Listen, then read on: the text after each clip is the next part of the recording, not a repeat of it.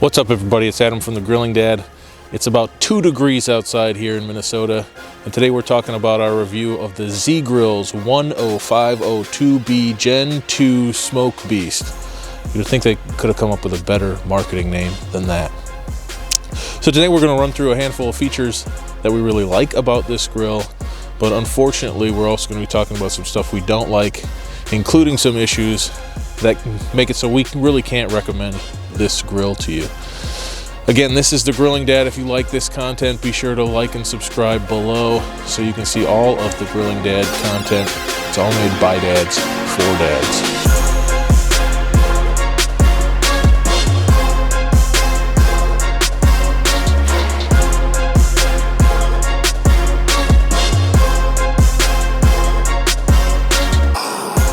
Now, it's entirely possible that this grill that we received from Z-Grills is just a lemon. It happens, right? We're not bad-mouthing Z-Grills. I'm not even bad-mouthing this grill. I'm just sharing with you the experience that we had with the unit that we got for testing. Now, Z-Grills did offer to send us a replacement grill. We are going to test that grill in the coming months. And if we get different results, if it performs better, we don't have the same issues that we had with this grill, we'll post a follow-up video so you can see that. We'll probably post one anyways, just so you can see if these issues are recurring or if they were kind of one-off issues. All right, so let's start with the packaging and assembly process here. This thing was dropped off on my driveway in one box. Now, in order to do that, they had to do some pretty ingenious packaging inside, sticking things inside of the cooking chamber and stuff like that. And I was a little concerned when I took it out that some of those things would be difficult to kind of get out for the assembly process, but it actually wasn't too bad. Nothing was damaged. The box was in perfect condition. And the first thing I saw when I opened the top of the box was this pair of assembly gloves. Now, these might not look like much, but these were awesome. All of the hardware and the tools required for assembly, and all of the hardware is separated out and labeled, and the assembly instructions. And the assembly process was foolproof. I've got a bunch of little kids, and I think every single one of them helped at some point in this process. And it was easy enough that they could follow along, they could help out. And it took us probably, 60 to 90 minutes. We took a break in there at some point for lunch. But it really was not stressful at all. It was easy. The kids were able to help. And these gloves were great because they're rubberized, which is perfect for protecting from any potential kind of exposed sharp edges on the metal. And there's also a couple fiberglass gaskets that you have to install. If I remember correctly, there was one in between the hopper and the cooking chamber, and then there's one over here that seems kind of pointless to me, but it's between the smokestack and the cooking chamber. And so these gloves protect your fingers from any fiberglass slivers, but they're still thin enough that you can get some of that fine touch when you're tightening a nut on a bolt or something like that. So I thought that was really great. I was really pleased overall with the assembly process. Now, when we went to burn-in, that's kind of where things started to go south. So during the burn-in process, part of the lid gasket burned up. I thought when I first started looking at this, I was like, man, it's awesome that a grill at this price point has a gasket on the lid. But turns out it's not a very high quality one because part of it burned up during their own burn-in process. It also took probably 90 minutes at 425, 450 degrees to get the cutting oil smell to go away from the grill. And it was even bad enough to the point where my son walked by and he kind of crinkled his nose and said, "Daddy, what's that smell?"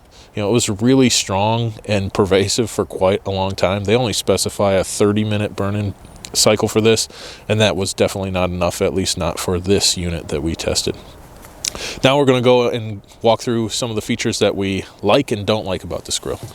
First thing, we got this gasket here. This is kind of a felt gasket, and this is really a great idea in theory.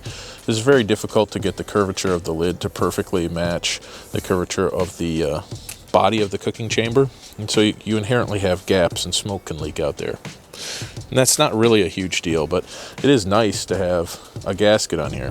The thing that sucks about this gasket is during the burn-in process, it melted and burnt up down towards the where the handle attaches. And it also that process of this burning up, and probably, you know, the outgassing from that and some smoke leaking out, discolored the bottom of the grill here, which you can still see when the lid is covered. Again, not the end of the world. It's just like, don't put a feature on a grill that doesn't actually perform.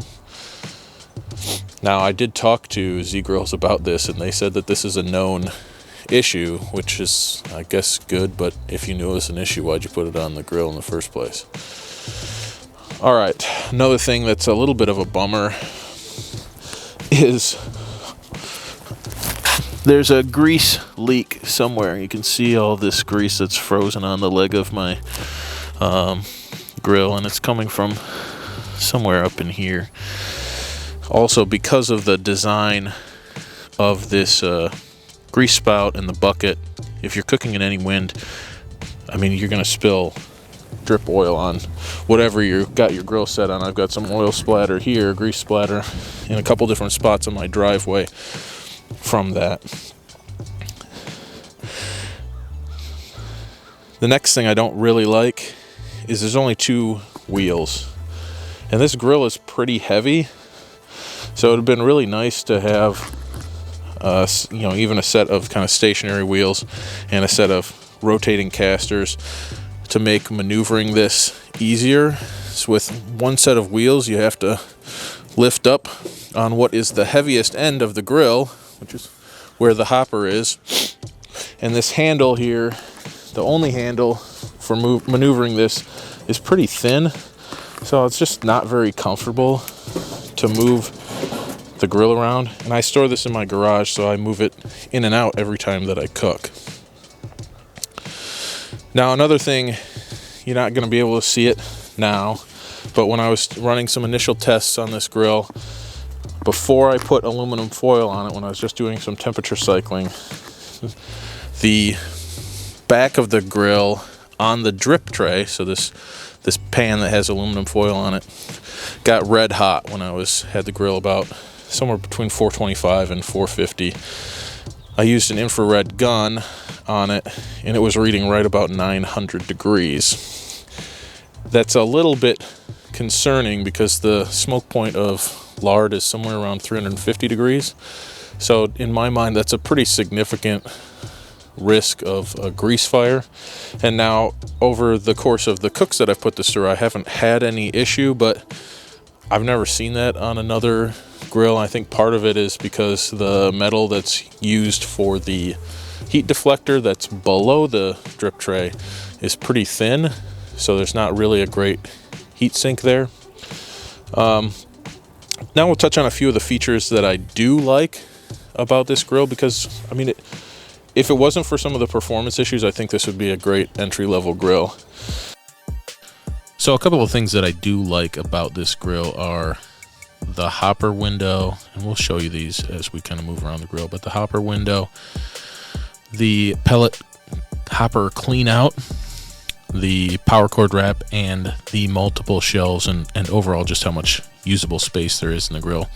So the pellet window, I think in theory it's a really good idea, and it's kind of cool to have it in general. You can just from a pretty far distance look and see whether you have a full hopper or not. Now, one of the things that I don't like about this hopper window is that it doesn't go very far down into the hopper, so you can't really see if you're really low on pellets. You can see if you're about halfway through your pellet hopper, maybe 60% of the way through, but at that point you could still have a couple hours of usable pellets left in there.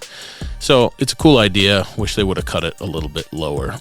Now we're gonna look at the pellet clean out, and this is a really simple mechanism that they built in here. You just loosen the knob on the back of the pellet hopper and pull up this piece of sheet metal. It just slides out of a slot in the back of the hopper, and it opens a little door in the bottom of the pellet hopper. You just stick a bucket under there and catch all of the pellets as they fall out of the bottom of the hopper.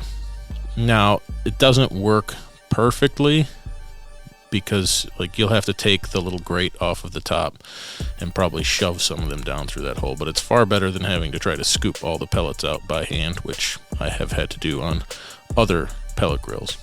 Another thing that I think should be a standard feature on all pellet grills, and I don't know why it's not, is some sort of cord management system. And here they've added a very simple sheet metal bracket and 2 screws, and all you do is wrap the power cord around it, tuck the power cord in on itself, and the power cord is out of the way. It's all wrapped up. It looks nice. One of the things that annoyed me about my Rectech is I paid $1,000 for it, and I end up just looping the cord around one of the chrome handles, and it looks stupid. This is a $500 grill, and it has a cord management system. I don't know why everybody's not doing that. Another thing I love about this grill is that it comes with 2 additional levels of shelves.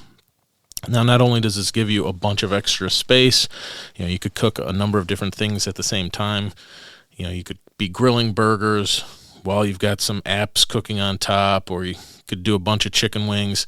But because I really love smoking meat like briskets and pork butts and ribs, the great thing about this is that you can actually cook those on the first or second rack and cook nothing on the grill grates. And you get the meat away from the radiant heat source of the fire pot, and so you don't have to worry about that kind of drying out or burning your meat. You get a little bit better, just overall even heat throughout your cook. You have room then underneath that shelf to put a water pan or something to catch drippings, or you could render tallow or beef fat while you're cooking your brisket. And I just think it's a really great feature, especially for a grill in this price range. You know, again, I have a Green Mountain Grills grill and a Rectech, and either one of them came with standard with a second shelf. So I really think that's kind of a game changer, especially for something at this price, and it's going to help beginners get a lot better results out of their barbecue. All right, guys, that pretty much sums it up for this Z Grills 10502B Gen 2 Smoke Beast. Just call it the Smoke Beast, okay? Just call it the Smoke Beast. Now, again, there were some things that are great about this. It's got multiple shelves, which is awesome for a grill that's under $500. It has pellet clean out. It's got the hopper window. It's got some gimmicky stuff. Overall, it on paper is a pretty great entry-level grill. Wish it had Wi-Fi. Understand that a lot of companies aren't providing that for grills under $500 anymore. But it's really the issues with the heating, some issues with the unit not turning on intermittently that keep us from recommending this. Again, when we get our hands on that second unit, if it turns out better than this one, we'll do a follow-up review so you guys can see exactly what to expect if you were to go and buy a Z Grills Smoke Beast. Thanks for watching. Be sure to like and subscribe.